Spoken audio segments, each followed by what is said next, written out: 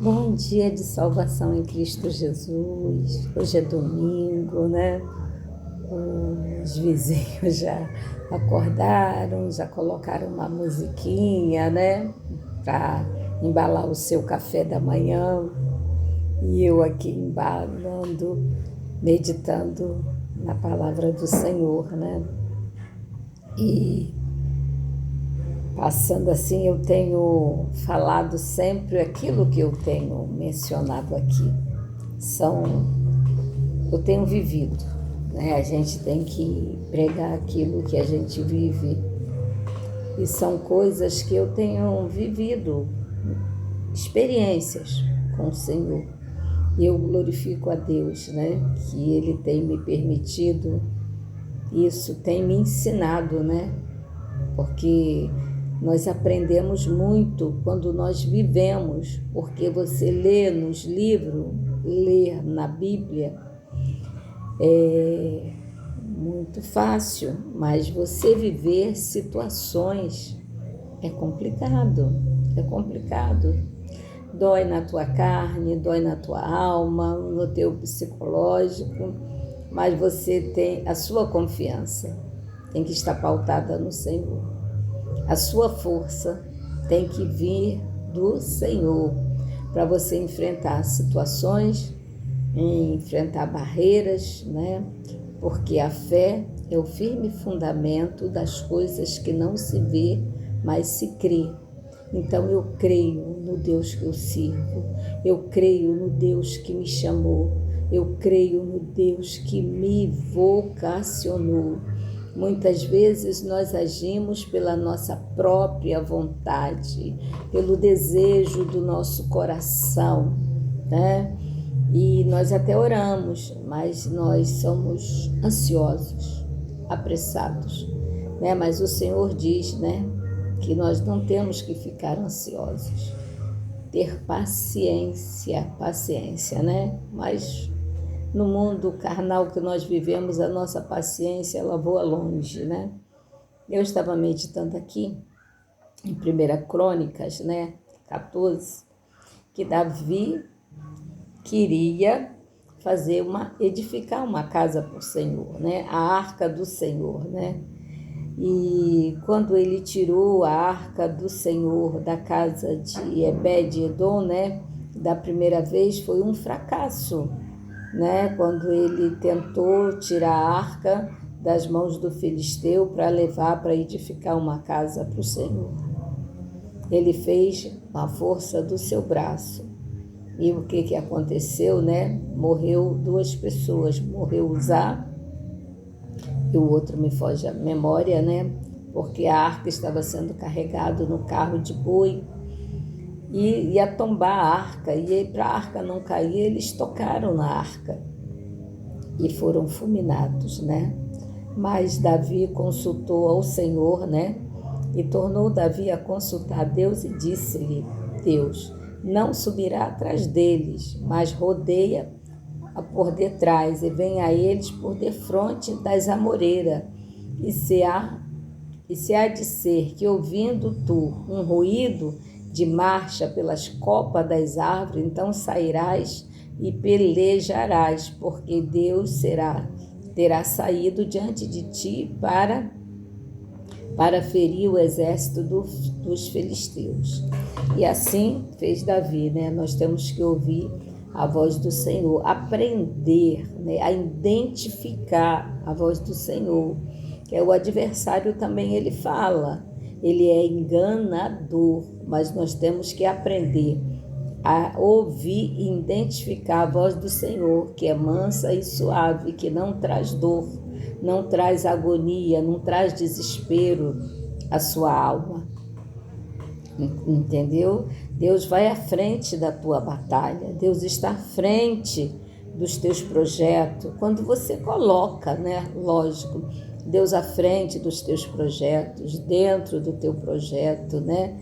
Ele vai à frente de tudo. Ele vai como ele foi aqui com Davi. Ele disse quando ouvisse o barulho, né, das copas das amoreiras, esse era o sinal de Deus para que Davi prosseguisse, né? E na nossa meditação aqui, O som da marcha pelas copas da amoreira era o sinal para Davi e seus homens de que o exército celestial diante deles. É perigoso sair para a batalha sozinho. Nossa luta não é contra sangue nem contra a carne, mas sim contra os principados e potestade, contra os príncipes das trevas.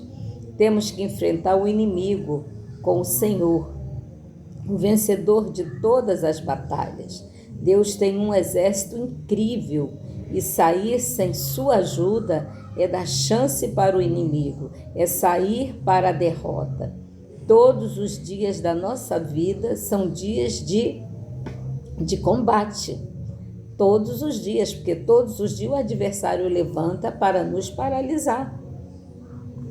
Em nossa luta contra a tentação, enfrentamos inimigos interiores e exteriores, abertamente expostos ou camuflados de inocência, agressivos ou aparentemente inofensivos, mas todos eles belicosos e mortais, como uma cobra, né? Um belisco que te morde com veneno mortal. Às vezes é aparência bonita, aparência vistosa, boas palavras, boas ações, mas tem veneno mortal. Nós temos que aprender a ouvir a voz de Deus e obedecer, porque a nossa maior dificuldade é obedecer. A obediência gera vitória, a obediência gera bênçãos em nossa vida.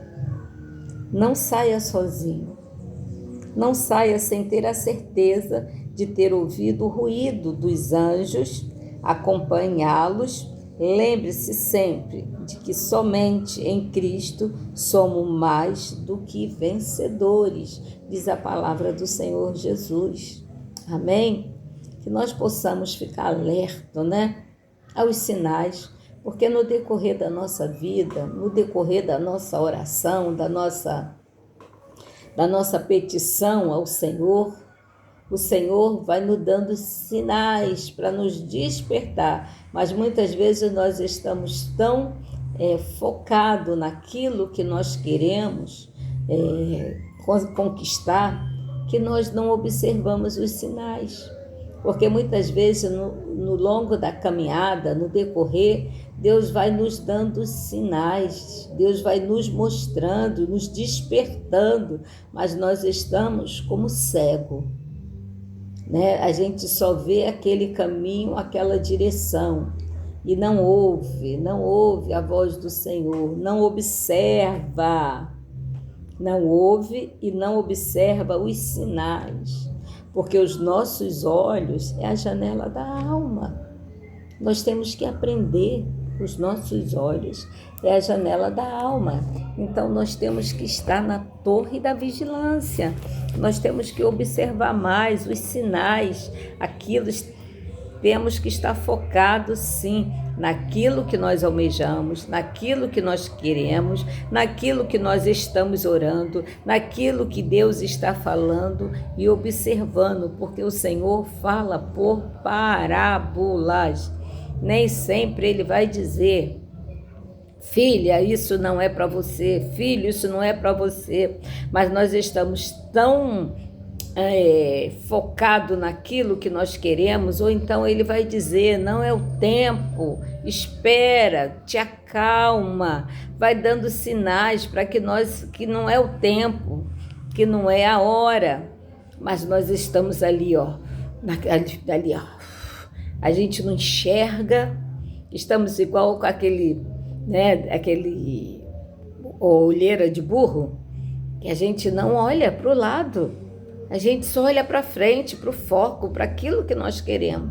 Nós temos que focar sim naquilo que nós queremos, no nosso objetivo, mas observando os sinais à nossa volta, porque os sinais não quer dizer que você não vai conseguir. Os sinais quer dizer para você desacelerar, para você esperar, porque há um tempo determinado para todas as coisas entre os céus e a terra. E o tempo não é aquele, não é o agora, é o tempo do Senhor. E Ele te tranquiliza, te acalma, porque Ele vai fazer no tempo certo e na hora certa. Porque Ele te protege, Ele te guarda, Ele não quer que você caia em cilada. Mas muitas vezes somos nós que lançamos a nossa pressa de conquistar, é que nos faz cair na cilada, que nos faz cair no engodo, no engano, entendeu? E depois, o que nós fazemos, né? Vamos buscar o Senhor, para o Senhor nos tirar daquele engano, daquele marasmo, daquele buraco que nós caímos, né? Os irmãos de José colocaram ele naquela cisterna para ele morrer, né? Para ele morrer ali. Mas Deus já tinha traçado um plano na vida de José. José já nasceu predestinado para resgatar, para salvar o povo de Israel. Então, né? Deus tocou ali no irmão, foi lá e tirou, e vendeu, não é verdade? E mais à frente, né?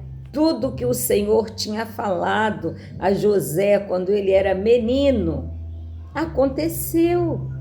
Mas ele passou pelo cárcere, ele passou pela perseguição na casa de Potifar, né? Mas em todos os lugares onde ele passou, ele foi bem sucedido. E na hora certa, no momento exato, ele foi exaltado. Ele foi o segundo de Faraó, quer dizer, acima de José só tinha o Faraó.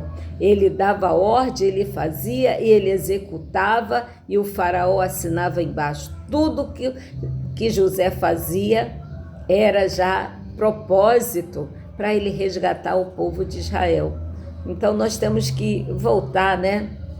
Muitos dizem que a Bíblia, né, que eu já ouvi, é um livro ultrapassado, é história do passado, mas é uma história que está presente na nossa vida. É a bússola que nos guia, que nos orienta para que nós não venhamos pecar, não venhamos cair no engodo, não venhamos, né, ficar presos em situações, né? Glória a Deus que agora tem as leis, né? Que muitas vezes a gente se embaraça, mas tem uma brecha na lei para a gente nos desembaraçar. Glória a Deus por isso.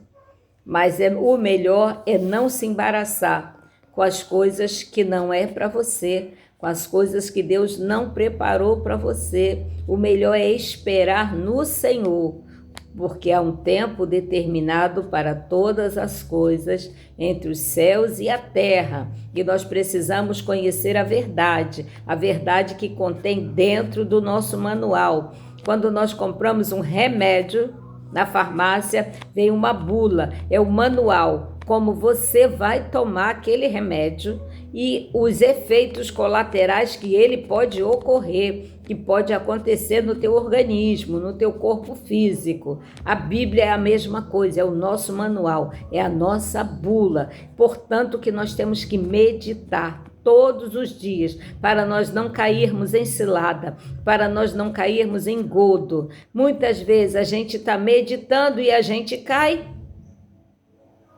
porque nós acreditamos, nós damos crédito ao adversário, nós damos crédito ao filisteu, nós damos crédito à ovelha, o bode que está vestido de capa de ovelha. Entendeu? Vigia, vigia, nós temos que vigiar. Essa palavra é para mim, é para mim.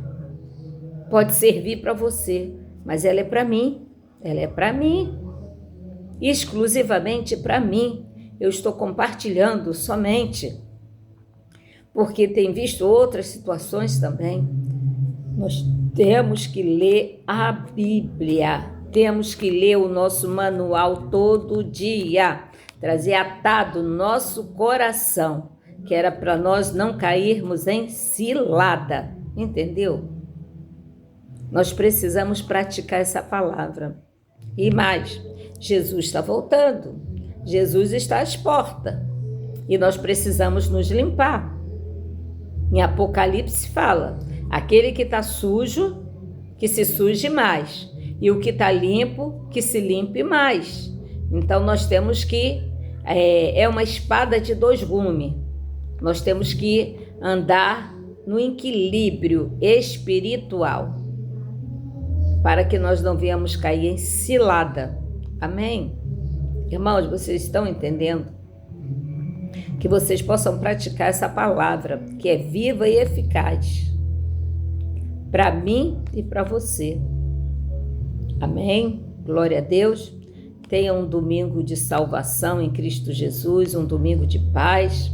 Deus abençoe a tua família, abençoe o teu descanso, abençoe os seus celeiros e que você produza 100 vezes mais, que não venha faltar o grão, a farinha da panela, não venha faltar o azeite e não venha faltar Jesus, que é fundamental. Amém? Deus te abençoe. Deus te abençoe grandemente. Deus nos abençoe. Amém? Glória a Deus.